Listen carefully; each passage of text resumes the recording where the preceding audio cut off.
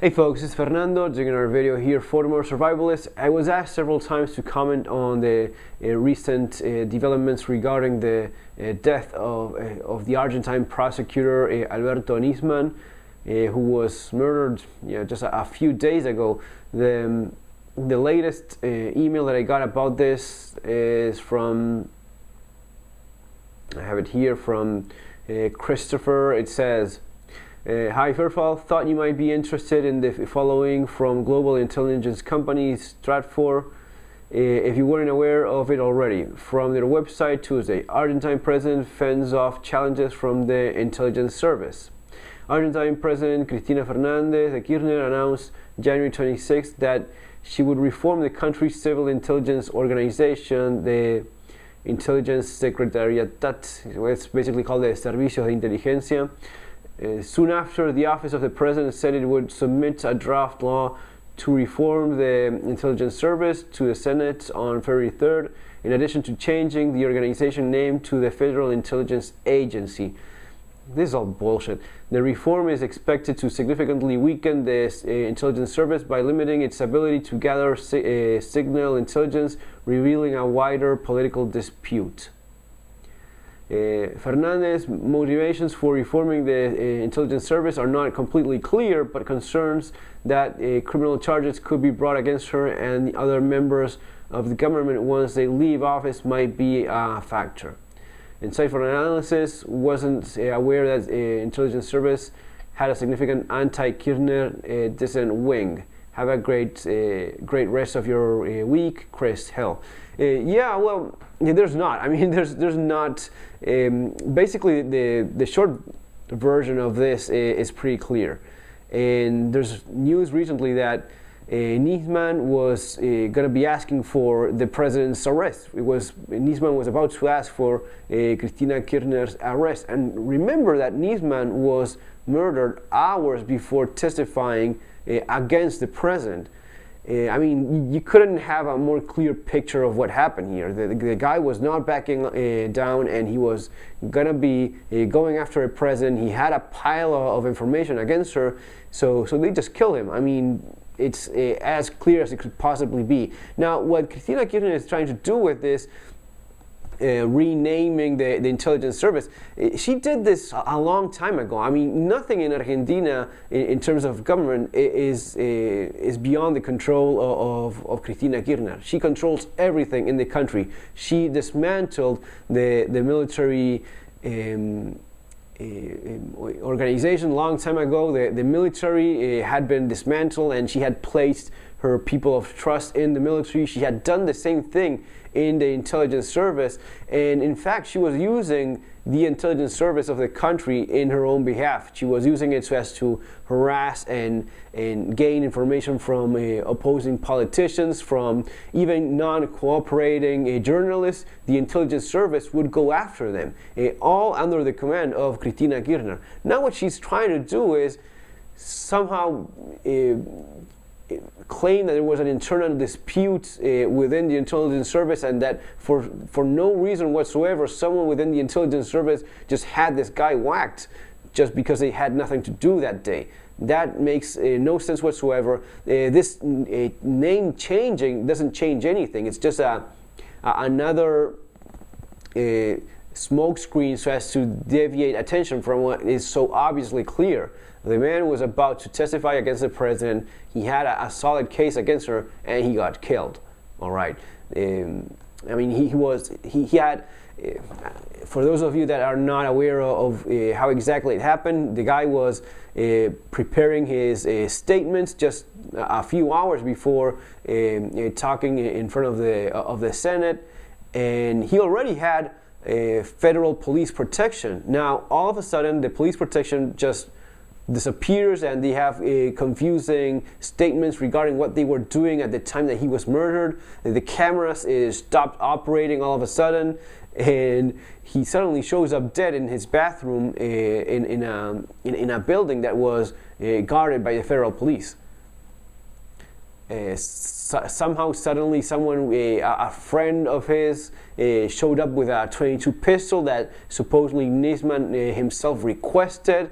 Then there's his driver saying that he had been asking about the pistol. It all makes no sense whatsoever. This is a guy that already had a couple of firearms himself. He had a 38 revolver and a 22 pistol.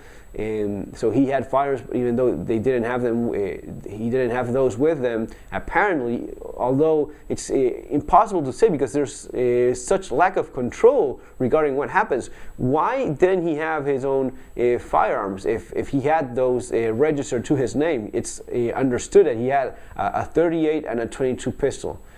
So he's suddenly requesting a friend of his to bring a gun in the middle of the night. No one notices that. The federal agents are supposedly protecting him, allow a guy to go up to his apartment in such conditions with a gun and ammunition. So it really makes no sense whatsoever. The only explanation is the most obvious one, and the one that it's as stupidly obvious as it could possibly get. She got the guy killed. The president of Argentina got the Nisman murder because he was not backing down. At first there was this theory that maybe he was suicided. What does suicided mean? Well, in Argentina it used to happen, and it still does, obviously, that when someone that was not aligned with the government, he would end up committing suicide because he was faced with the option of having his family murdered, or he could kill himself. With those options presented, a lot of people would end up committing suicide rather than having their children and family killed. So that happened quite a bit in Argentina. And if it wasn't that, it was a plain old classic murder. I mean, there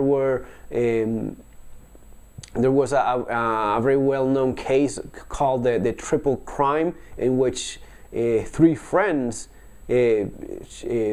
showed up dead with a bullet in the head each one. These 3 guys had been involved in drug smuggling. They were bringing ephedrine so as to make drugs, and these guys were producing drugs. They were very high-ranking drug dealers in the country, and they had checks written directly to the president for her campaign. Like hundreds of thousands of dollars of these guys directly with checks signed to her name.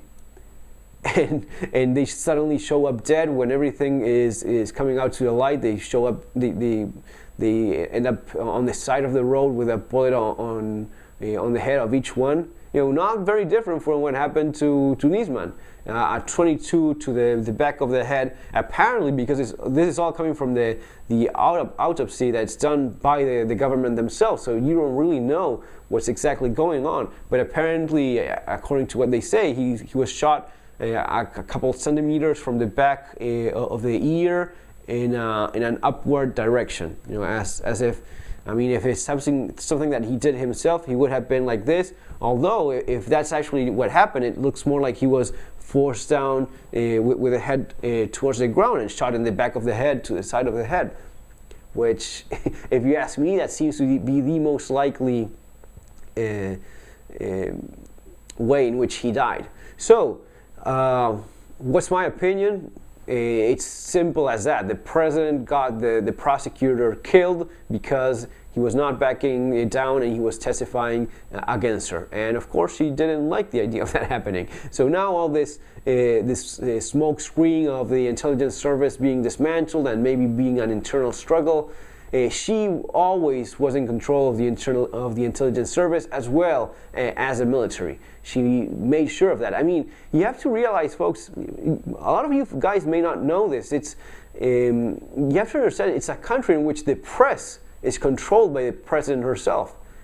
She's made sure this ended up this way many, many years ago. They ended up buying different media corporations within the country. They attacked and created new laws so as to restrict freedom of speech.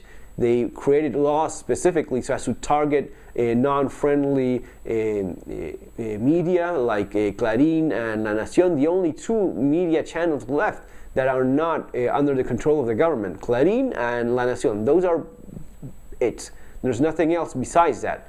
and with the new laws, even that is being attacked. So that's my opinion on it. It's a very upsetting situation. I mean, man, this is why we ended up leaving. When you have a country where the president, shamelessly, because this was a shameless, act of murder. Someone that was going to be testifying against her just ends up with a bullet in the head. Then you know that everything else is lost. And unless that really changes, and it's not going to be changing all of a sudden, you need a huge change of mentality in people until you see a different country. I love my country, but that's the way it is right now. It's a country where corruption has reached levels that are impossible to live with, at least for some of us. Guys, that's all for now. Share, subscribe, take care. See you on our next video.